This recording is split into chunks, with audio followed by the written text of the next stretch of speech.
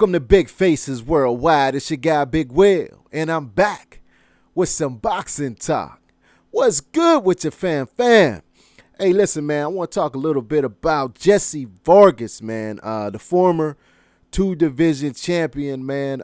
He's in heavy negotiations for a showdown with the former IBF champion at welterweight, and that is Kell Brook, man. He recently did an interview, man, where he stated that negotiations were underway, man. And, you know, he said that he has already accepted terms for the fight.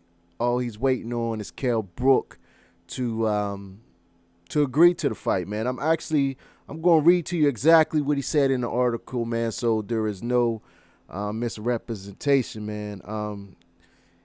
I'm also put the link in the description, man, so you can go check that article out after the video, man. But Jessie Vargas said, I think we are very advanced, and if everything's go well, maybe the next week the fight could be confirmed. For my part, I have already accepted the fight. I said that it should be done, but I think he is having doubts. And if he says no, then I am hoping for an opportunity with Munguia. It's a fight that interests me a lot. I think the fans would like it, and their team already said yes, but maybe for September. So for now, we'll just wait for Brook. Now, what you guys think about that, man? He said if he can't get a fight with Kell Brook, then he wants to fight 154-pound WBO junior middleweight champion JAIME MUNGUIA.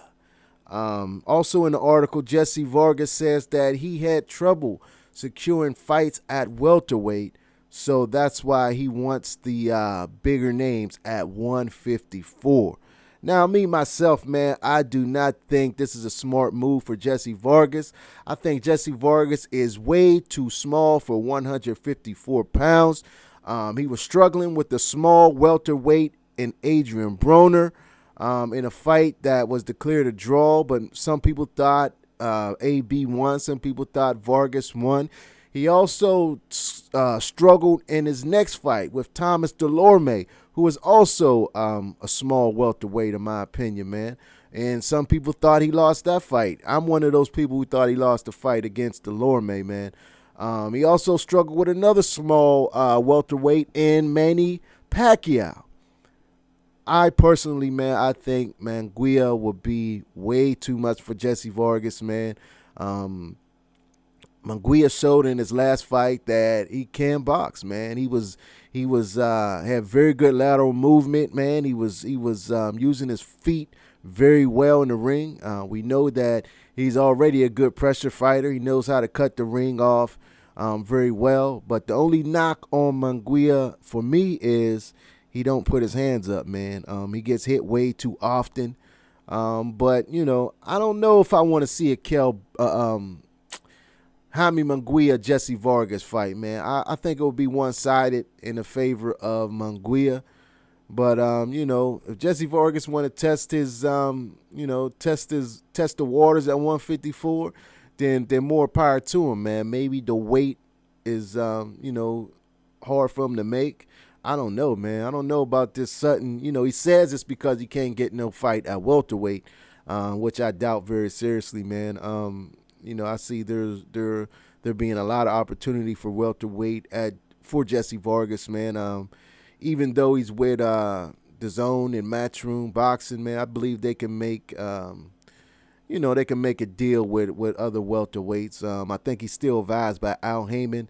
So, you know, I don't think that, you know, it'll be that much difficulty in securing a fight with one of those dudes from PBC. We know PBC is loaded with welterweights, man. But the fight with Kell Brook, you know, I don't know what's up with Kell Brook, man. I think this is a very winnable fight for Kell Brook. I don't know why he has not accepted terms for this fight.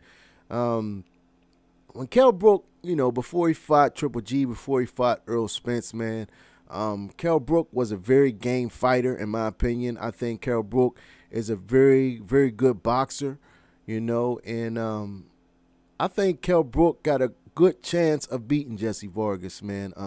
Jessie Vargas, in my opinion, is one of those fighters who really never got over the hump. You know what I'm saying? In his big fights, he lost his big fights, man. He got a draw in his last 2 fights, man. It just seems like, you know, Jessie Vargas has everything it takes to be a really great fighter, but he's missing that killer instinct, man. He seems to let up sometimes during the fights, you know what I'm saying, as the fight goes on. You know, hence he got a couple draws, you know what I'm saying, because, you know, I don't think that, you know, he finishes the fight like he starts the fight. Like in that Adrian Broner fight, man, he was doing really good body work. I mean, he was attacking Adrian Broner's body, something vicious, man. But he did not continue it, man. He let off the gas, you know, in the mid rounds, and AB caught up. You know, and that's why he got the draw, man. But if he would have continued to do what he was doing in the second half, like he was doing in the first half, he would have beat AB, because he was whooping AB something bad in that first half of that fight. You understand what I'm saying? Same thing with Delorme, man.